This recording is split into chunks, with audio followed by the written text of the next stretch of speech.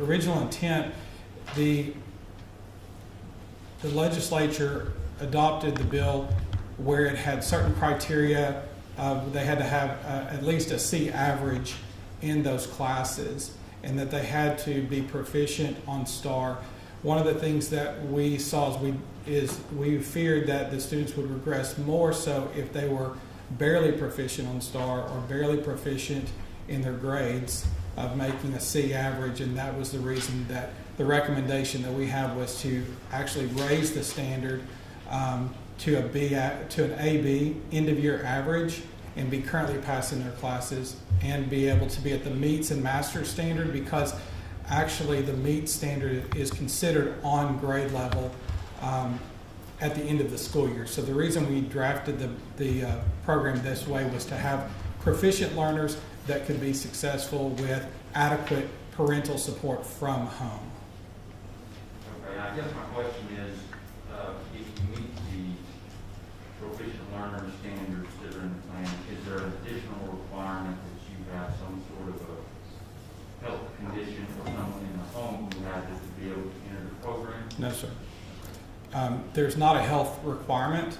The only way that there is a special exemption. Say, for example, if there was a student that had a severe health issue where they were immune compromised, but they didn't meet some of the academic standards that we had set forth, that we gave the principals some latitude to be able to make some decisions that were in the best interest of that child, considering their health and their academic needs along the way.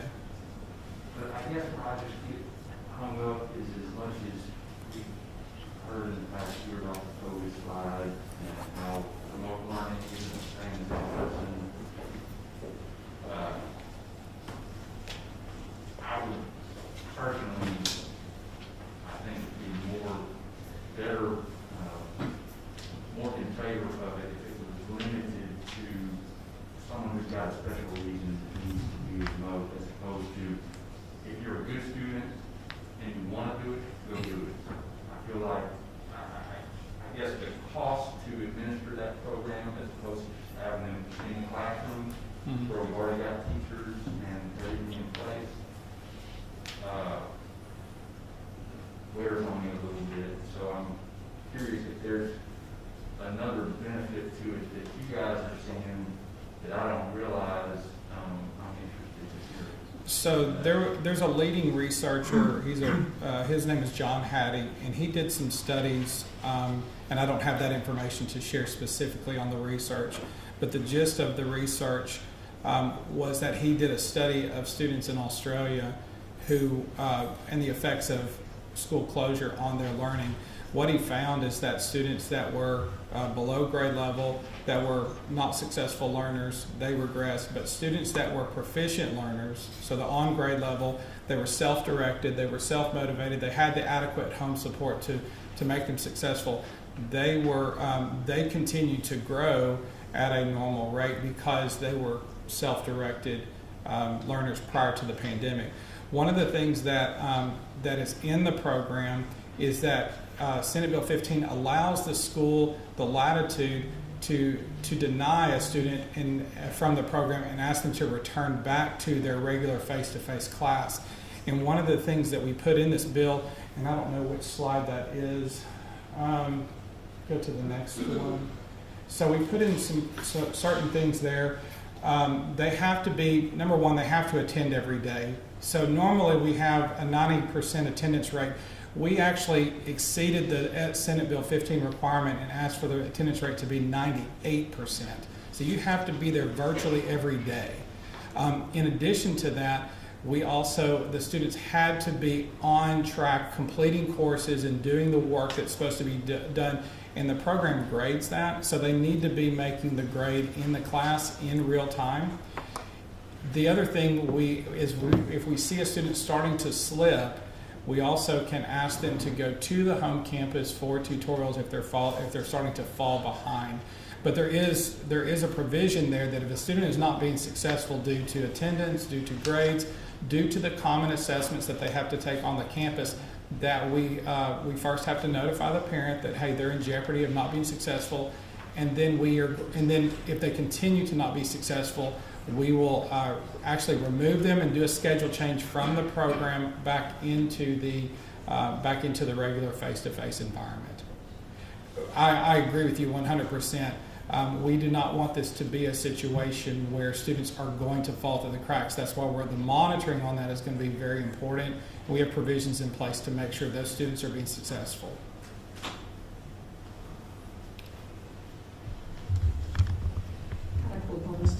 Yes, ma'am. As far as the program itself, being a school of choice and offering our students several options to obtain their education, I'm great with that.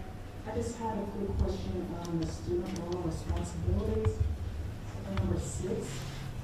So if we had a student that obviously met this criteria that was in a weighted classroom curriculum, Correct. that needed to utilize this program, do we have something in place so that they're not, I wouldn't say forced, but are made to forfeit that and continue on that path, or? Are you talking about high school students being in Yes. advanced classes that earn weighted credit? Right. Yes. Part of the reason that we designed the program was to offer most students the option to continue their education in an asynchronous platform. Now, one of the things that would not be present is the rigor that the teachers provide in an advanced placement, an AP class or an IB class. The level of rigor that's placed in those classes requires that classroom teacher to be there. In addition to that, it would create, I believe, another problem for students to be in a situation where they could be at an unfair advantage, being in an asynchronous platform, being held to getting the same credit as a class where the rigor is at a much different level with a face-to-face teacher. I think that would create more problems for the high school to have students taking an AP class for weighted credit face-to-face, and then having students taking an AP or IB class in an asynchronous platform where there's two totally different curricula being followed there. So if prior to leaving and going to this program, they were in that IB and or AP course selection, they would then go to regular. Correct. This time, and then once they are back in school, then return back to. That is correct. And one of the things that you do need to know is that Senate Bill 15 was not developed as a permanent solution.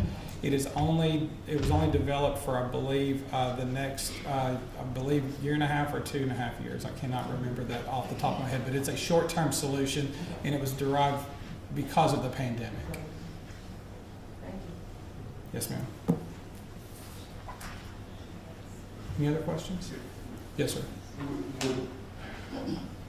Would it be a fair assessment to say that this program and the students going into this program would be students who would probably be successful without asynchronous or synchronous? These are the target audience for this group, just because of the research on asynchronous, is students that are already currently being successful in the regular classroom.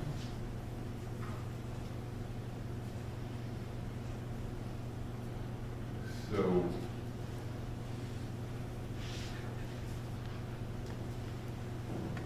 it becomes, or it could become a mechanism for parents and students who don't particularly want to be on a particular campus to be absent of that campus, but yet enrolled in the campus at the same time.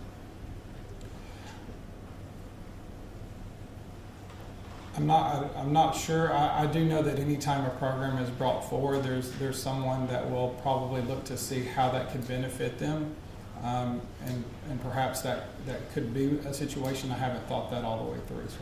Well, I had never, just listening to what you were giving as a criteria, just set off an alarm bell. And just as a reminder, Dr. Simmons, The maximum enrollment that can be in this program is 10% of the student population. Okay. The campus population, the district's The population? way the law was written was districts, so we would allocate so many seats per campus to try to make sure that every campus had the same equitable offering. What would be so that's approximately 840 seats spread across our district. Yes, sir. So in the event that those seats are being taken up, on all those campuses, what is the latitude for the district to grant more seats where the request is higher versus campuses where there are fewer no requests? So the way that we've developed the program currently is that the district has the prerogative to be more restrictive on access to this program, but it cannot be less restrictive than the intent of the bill. So the way that we design the program, just to make sure it's fair and equitable to all the campuses, is we allocate 10% per campus. Okay. So that way, if one campus maxed out, but another campus is only at 6%, then we would still keep those seats available for them unless there was an extenuating circumstance. And would not reallocate those to the campus that had more demand? No, sir, that is not the way we would want to make this program work. And that's the way that I developed the proposal for the board. Okay. All right. Thank you.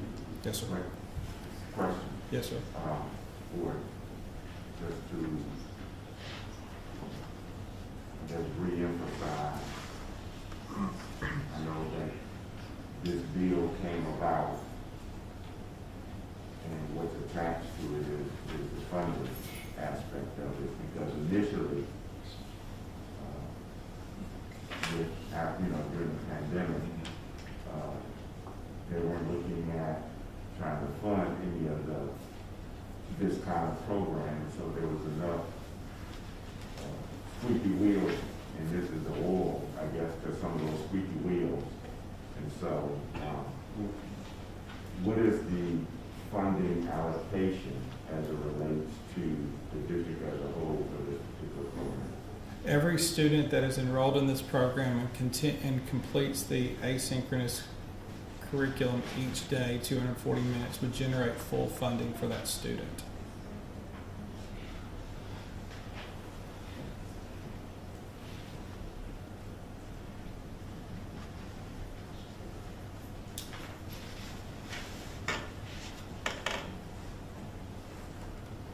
Trying to see what you were kind of looking down, Well, yeah.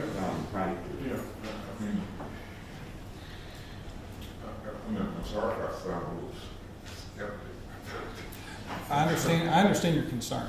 Okay, about the creation of the bill, but, yeah,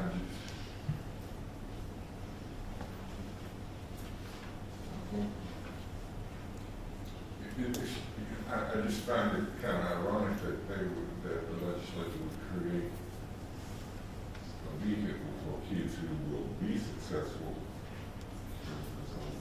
Regardless as to what environment that they're in, when we're so inundated with kids who are struggling all over out here, so there's no vehicle, a program for that, and I just, anyway.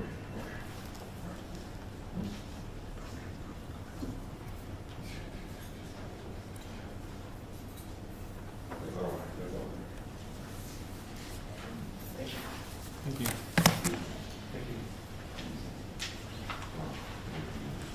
Yes, we have a motion and a second. My discussion, all those in favor? Opposed?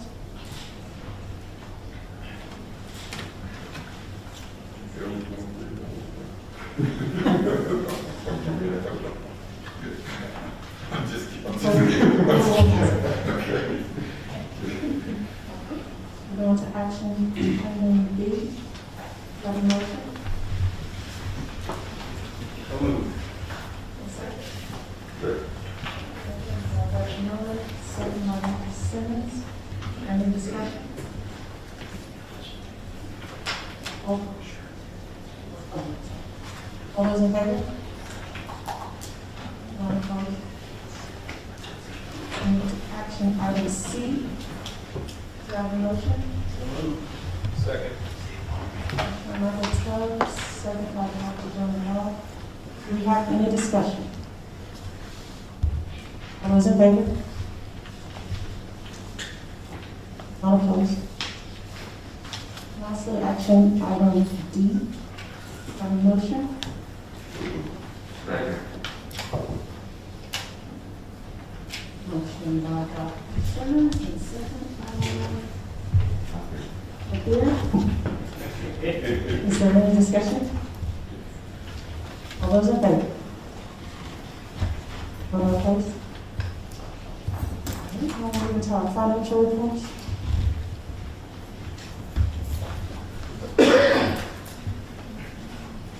Good evening. So September is the first month where we have a chance to look at and test all the assumptions we made throughout the spring and the summertime concerning how we built our budget.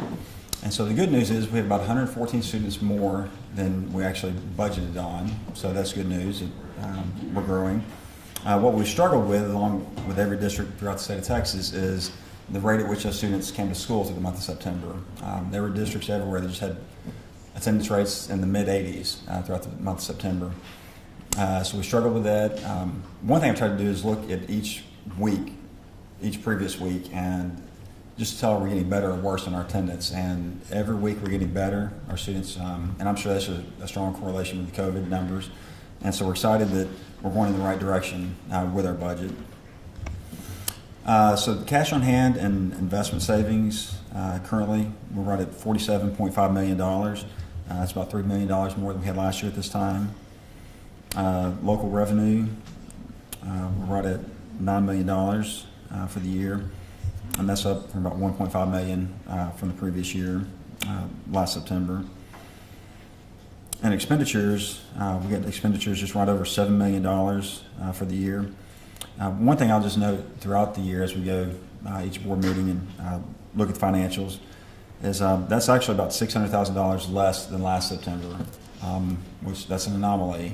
But one thing we'll have to keep in mind is that the supplanting that we have that we're utilizing in the budget this year, and for the month of September is right at $600,000 that we're utilizing for teacher salaries. So that's just something we need to keep in mind because the number does look, like we're spending less than we did last year. So we'll just try to keep that in perspective as we go throughout the year. You'll see the fund balance that has dipped quite a bit. That's not the final number that we'll sit on this year. We still have. This is the month where we're doing a lot of adjustments. We're doing a lot of drawdowns with the federal grants. Some of these, some of the decline in our fund balance, these were actually, we expended them with district expenditures, and then later, what you do with the federal grant is you expend district expenditures, then you come back later and draw down the funds from the federal side. And so that'll help level off some of that deficit right there. Any questions over general operating? Okay. And the next report, INS, there's been no movement since we paid some bonds this last month. You'll see the total cash is increased about $2.5 million than last year. And again, we'll look at this in February once we pay some more notes. On child nutrition, this is this is a highlight of the meeting. Our food service department, along with Dr. Hockenberry, his leadership has done a tremendous job in turning our food department around. You'll see that with our cash on hand, our fund balance has actually increased to $1.1 million. You gotta always keep in mind that includes a $600,000 infusion of cash from the general operating this past year, but still, it's we're increasing. And one thing I tried to do when I looked at the revenue versus expenditures is I wanted to see what our net gain was, because we have more students, we're serving more food, which is going to cost more. So when I looked at our increase in revenue, we were about $230,000 more than last September, 2020. And we actually expended about $41,000 more in our commodities and actually purchasing food. So it actually came up to a net gain for the month of September of $189,000. So that's a big, hats off to our food service department. They've done a great job in creating goals for each campuses, improving quality of food, and just really monitoring. And so anyway, great job for the food service. Any questions? All right, thank you very much.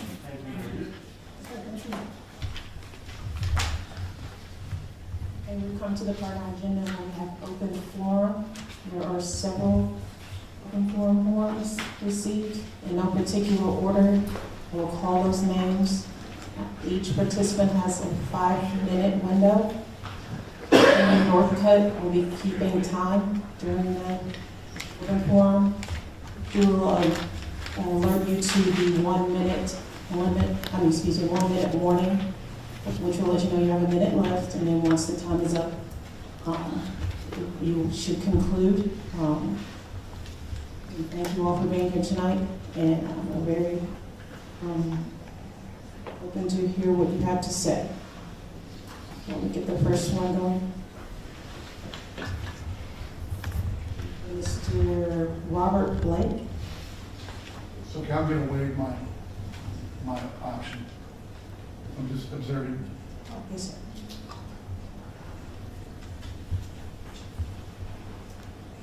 Okay, next one we have Leslie Blake. Okay.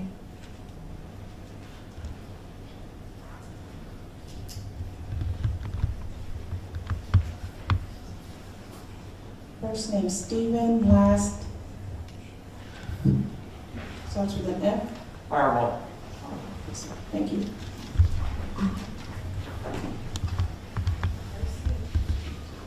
Good evening.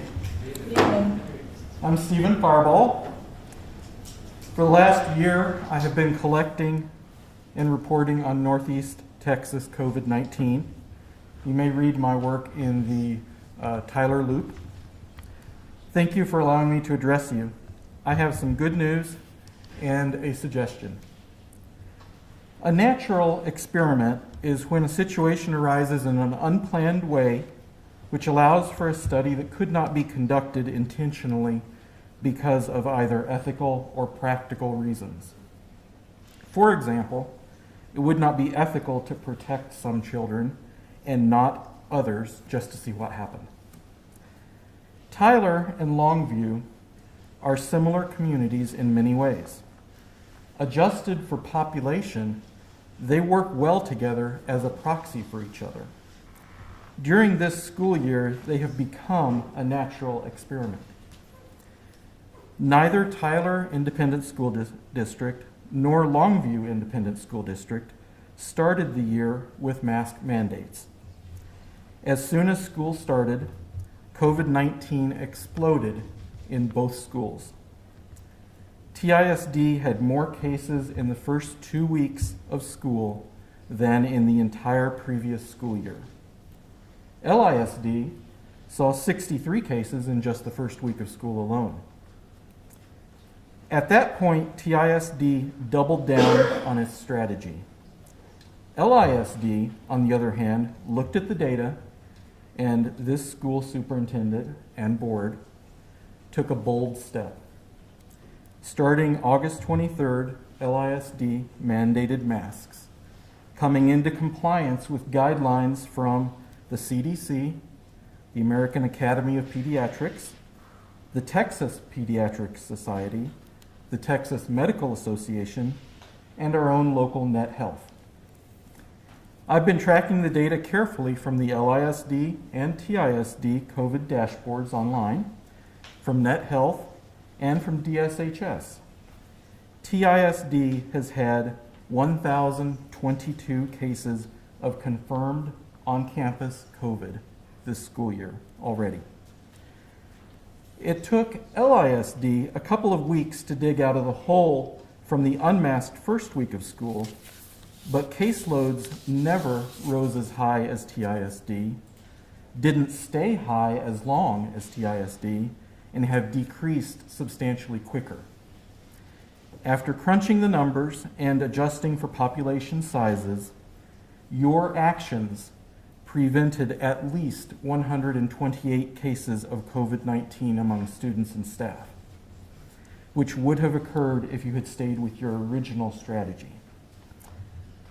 My childhood hero, Davy Crockett, his motto was, "Always be sure you're right, then go ahead." You took a good look at the local situation and took decisive leadership to protect children and staff. On their behalf, I'd like to say thank you and well done. Now, I do have a suggestion. At some point soon, between declining caseloads and approaching vaccinations for younger children, there will be a debate over when to relax these policies. There are two separate ways that you could take some of the heat out of this decision. First, you could simply choose to follow the joint guidelines of the CDC, the AAP, the Texas Pediatric Association, and in essence continue what you're doing, which is they will eventually revise their joint guidelines as scientific conditions warrant. Alternately, you could establish ahead of time a set series of guidelines which say when local child vaccination or community spread reaches X, we will move to policy Y. Either way allows a meaningful discussion now as opposed to arguments later, and lowers temperatures and provides transparency moving forward. Thank you once again. Your servant leadership prevented 128 COVID illnesses in children and staff. And I'd like to thank Dennis Williams and Matthew Prosser for their assistance in this project. Thank you for your time. Thank you.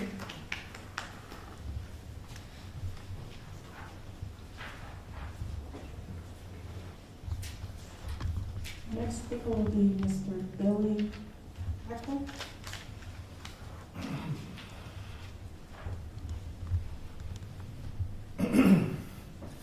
Hello. I'm here to address a couple of concerns of mine. First off, I was made aware that we have a teacher at Johnson McQueen who was hired last year that this year has chosen to start cross-dressing. He's wearing dresses, makeup, painted fingernails. I've also been told by some parents there that kids are not to refer to him as Mr. or he or him. And I've also heard from parents that some kids are reprimanded for slipping up and doing that. This is a concern for a lot of parents. We also don't know what's going on in that classroom. Obviously, the kids are going to have questions. When he didn't do this last year, now he is. It's really naive to say, oh, the kids they don't notice. Of course they notice. Of course they have questions. How are those questions being answered in the classroom? I've even had a parent ask me, what bathroom does he use? You know, we don't know these things. It's a very big concern. Several parents have said they talked to the principal there. She 100% supports him and has done nothing about it. My second concern, I appreciate the gentleman earlier with the mass reports, but I do not understand why we decided to break the law to enforce mask mandates when our governor and our Supreme Court. I also understand we're being sued by Ken Paxton, who has already won a similar case in Fort Worth. I don't know what that means. If it means we lose state funding if we don't change it if he wins, but I don't understand what the thinking is here on that. Also, one other thing, we've had a lot of teachers leave recently in the last few years. I'm sure y'all are aware of that. Some of them are friends of mine. I go to church with some of them. They have all indicated it's because of the superintendent. To me, that's a red flag, needs to be looked at. Why are all these teachers leaving? Thank you for your time.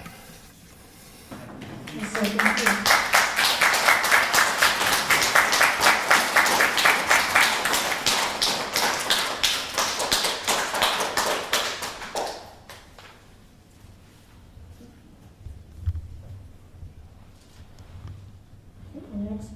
is Dr. Stephanie Groman-Hay.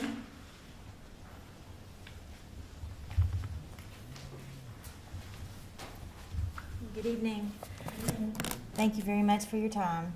I am delighted to be here today and the opportunity to speak, hopefully very quickly. We transferred in to Longview Independent School District, and I am a former graduate from 1986, and I am a retired dentist and from a family of dentists, and I am originally from Longview, and so I feel I am an alumni, but I am a new parent. So I got to experience the introduction into moving into our school system and choosing to come to Longview Independent School District as a parent. And so as a mother, a professional, and friends of many people that have graduated from, their children have graduated from here, I'm very delighted to feel that we got through the first 6 weeks. There's a lot of issues that we're all going through in this pandemic and in life in general. But I can tell you as a parent, I'm very grateful for each of you that take the time for our community, to listen to all of our concerns, and hopefully as a community we will rally together to find solutions. And I have 2 daughters that have enjoyed coming to a school district that had a tennis team, that has a coach, that has other parents that are integrated into that. But not only that, I also see swimming. I don't have football players, but I'm very proud to have a wonderful football program. I feel as though we always will need to hear concerns. We will always need to have solutions, and we will always need to have positive energy in our leadership. So I want to commend you so much for taking time out of your lives and helping us go through the complexity of running is it a $44 million business that is encompassed with a lot of different diversities, viewpoints, but it's our responsibility as adults in this community to step up, find solutions, ask questions, and know that you are important. I feel very proud to say that I'm delighted to be a part of a school that my middle school child goes to that has the fine arts program. I am an alumni of the fine arts of Longview High School. I was a former drum major at Longview High School, and then I moved on and became a ranger at Kilgore College, and it was the greatest experience. And then I moved on to Texas A&M University, where I graduated from A&M, and I'm very privileged to have experienced that. The next thing that I went to was to dental school, and so I went to Dallas, and I enjoyed that aspect. So I've been on the long haul. The hardest job that I have ever had is to try to make decisions for my child and my children. Where are they going to be? Who's going to surround them? Who's going to guide them? Who's going to protect them? And as I was looking through everything that the leadership has to do, it is complex. It is not easy. And I want to thank you, and I want to thank everybody who's hopefully listening to this, is that you are important, and we all need to find solutions. I can't tell you how I want to be the top 10 district in the community. I don't want to just be number 1 in football. I want to be the best district. And so the way that you become the best is to hopefully find solutions, support your school district, and voice your concerns and come to the table. And I want to celebrate that, encourage other parents to help us find good solutions with great mannerisms and great positive energy. So that's really all that I came to say, and I plan on coming every single time as long as I can get here. And I want to just always be a light for you guys and know that you are valued and appreciated. So thank you for your time. I made it in 5 minutes.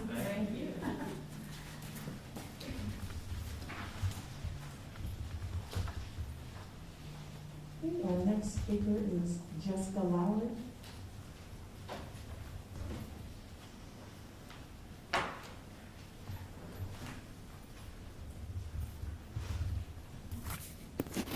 Good evening. My name is Jessica Lowry of Longview. I'd like to express how thankful I am for God giving me the opportunity and my constitutional right to be here to address you this evening. As I'm sure you're aware, I am here to convey a growing frustration shared by many parents and students alike of Longview Independent School District about the continued mask mandate in this district. I'm not here tonight to make threats or belittle or berate anyone, just simply to state facts and reclaim restitution of our children's liberties. I don't know if the board has taken into consideration the many studies that have proven that the types of masks that our children are wearing, forced to be worn, do not protect you from a virus. Because of clinical studies and trials, I'm sure that you already know that a micron is 4,000 times smaller than a human hair. The gaps between here and here are not offering our children any protection. Every time you touch a water bottle, their desk, their pen, a doorknob, entering and exiting the restrooms, the paper towel dispenser, and then they readjust their mask because they're allowed to lower it, to take a drink of water, lift it back up when they've finished. They're contaminating those masks, and they are constantly breathing back in the bacteria. They sneeze into them, they cough into them, and all of that is being reintroduced into their bodies. There are many parents that I've talked to whose children have developed a permanent cough only since they've been wearing the masks. Studies by the World Health Organization have proved that prolonged and frequent wearing of masks put our children in danger of all of these bacterias. The dermatitis on the face. My daughter is a senior in high school. She has been broken out from ear to ear, jawline to her chin, all year. We're 7 weeks in, just constant.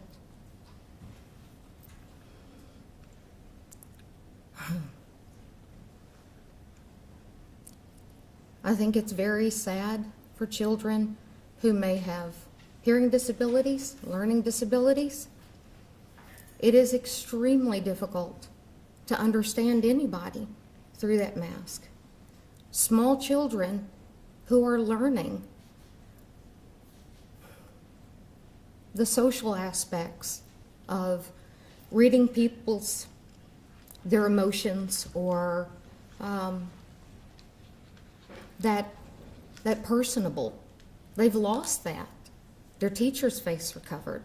Their classmates' faces are covered.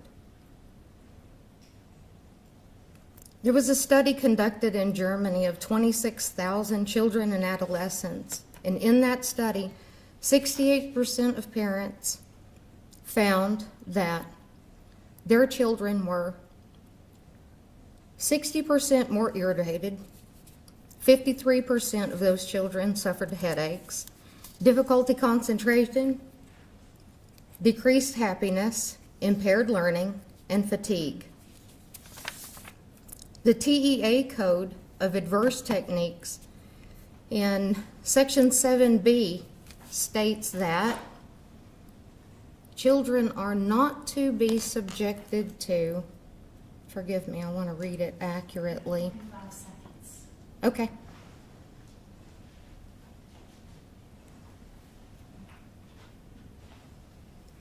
Obstructing the child's airway, including placing an object in or on over the student's mouth or nose, placing a bag, cover, or mask over the student's face.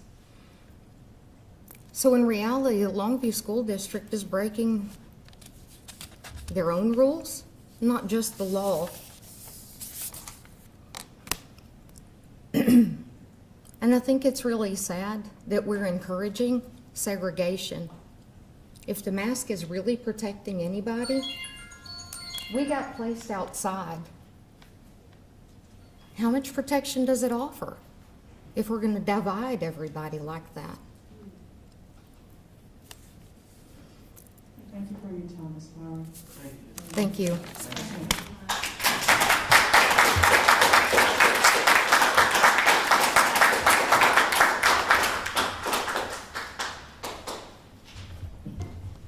That concludes our open forum. We'll now move into closed session under the Texas Open Meetings Act.